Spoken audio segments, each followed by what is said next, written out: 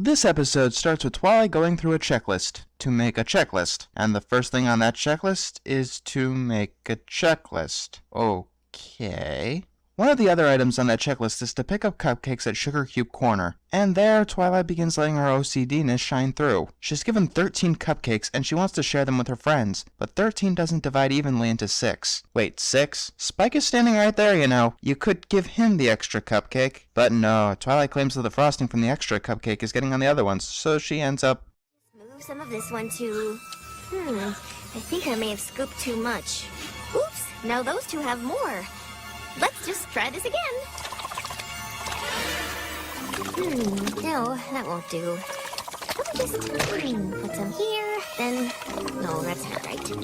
Maybe we're on this one. Fixing them. Well, at least Spike gets the frosting. Later, the two of them realize that they don't have anything to report to Princess Celestia, which gets Twilight to completely flip out. Apparently, there's a deadline we never heard about that Twilight needs to send a letter to Celestia about friendship every single week. So, if Twilight doesn't send Celestia a letter by sundown, she'll be tardy. And Twilight rides on Pinky's train of thought and comes to the conclusion that she'll be sent back to Magic Kindergarten because... Twilight? Twilight! Huh? That is the most ridiculous thing I've ever heard! You're not gonna be sent back to Magic Kindergarten?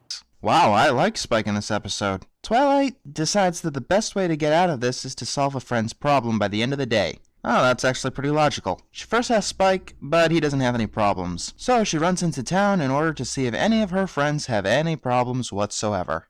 She hears Rarity scream and checks up on her. Apparently, This is the worst thing! has happened to her. She lost a ribbon. Before Twilight is able to help, Rarity finds it immediately. So Rarity no longer needs help. And Twilight leaves before Rarity asks if there's anything bothering her. You know, it's the little moments like that. Next up, Twilight sees Rainbow Dash destroying Applejack's barn, and Twilight comes to the conclusion that Rainbow hates Applejack's guts. So Twilight stops Rainbow and decides to talk to her.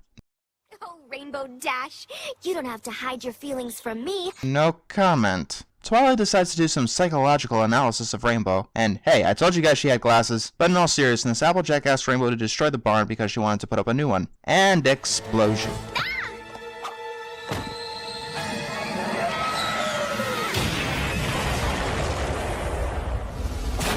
Finally, Twilight checks up on Fluttershy, thinking she can help her face a fear, only to find this happening.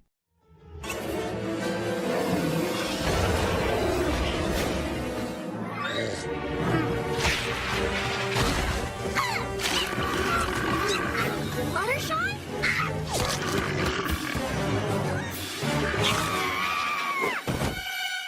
Please don't hurt me. No, in actuality, she was giving the bear a chiropractic massage. Remind me never to get one, ever. With none of her friends needing any help, Twilight seems to have lost it, and she begins talking to her reflection. Luckily, Spike comes by and manages to snap her out of it, and it's a good thing too, because her delusions seem downright terrifying. Spike tells her to calm down and enjoy herself at the picnic. Not only do I love how Spike is written in this episode, I think this is my favorite characterization of him to date, and it's not even a Spike episode. We get to the picnic where Twilight's friends are just being themselves, and Twilight shows up. Somebody in the animation studio is having fun. Her friends, nervous, asks if she's okay, and Twilight says no. Of course, with the problem being what it is, you know, Twilight almost being late for an assignment, they, quite frankly, have a realistic reaction. They think she's overreacting. Okay, yeah, the laughter's uncalled for, but in all honesty, what would you do? So Twilight leaves, angry with her friends.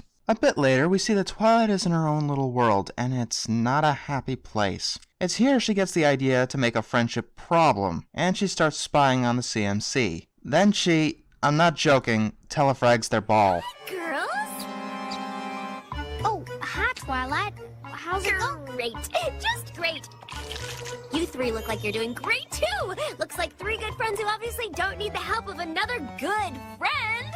Okay, put her on the list. She tries to give the CMC her doll, and being that thing, they don't want it. Kids, you might want to get an adult. I don't think you're safe here. Twilight, being in the depths of insanity, casts something called the Want It Need It spell that makes every pony want the doll.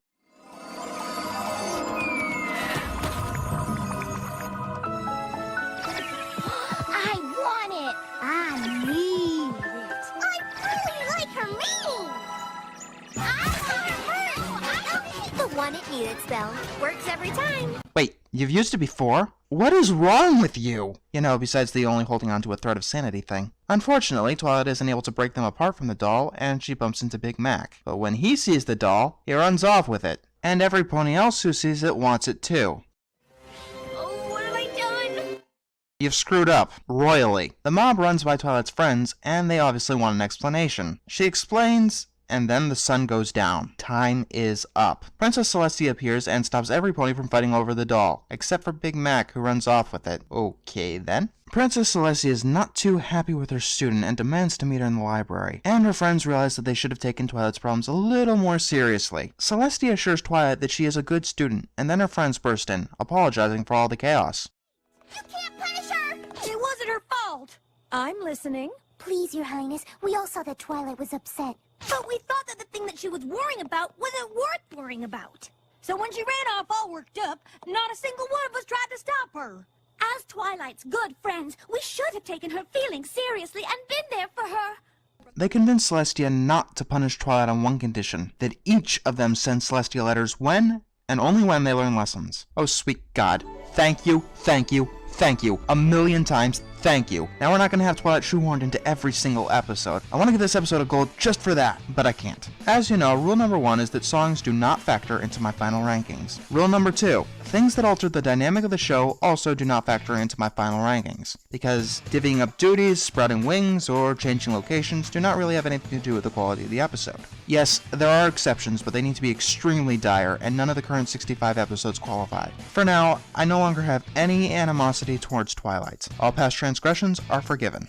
Now for the review. Sort of. Before we begin, we need to talk about Flanderization. This is what happens when you take one trait of a character and have it overtake their entire personality. Let's take a look at the namer of this trend. Ned Flanders, from The Simpsons. Yes, I'm picking on a show other than SpongeBob. In the earlier seasons, he was a good neighbor and just mildly religious. Now in season 20 million, he's a Christian zealot, or I don't know, he wants to be God if they'd done it again. I bring this up because this is the biggest criticism levied against this episode. People think that Twilight was Flanderized here. Here's what I have to say. 1, she freaked out before, and no, it wasn't because Parasprites destroyed the town. Well, it was, but I always really thought it was because she was afraid of disappointing her mentor. Second point, this is our first truly character-focused episode, and they need to take one of these characters' defining traits and exploit it a little more to fully realize them. In Fluttershy's first episode, she'll be a little more meek. In Pinky's first episode, she'll be a little more unempathetic. And in Rainbow's first episode, she'll be a little bit more of an asshole. So yeah, I thought Twilight was completely in character. I already talked about how well Spike was written, and if he was written like this consistently, I would like him a lot more. Let's just say that I'm not looking forward to his episodes.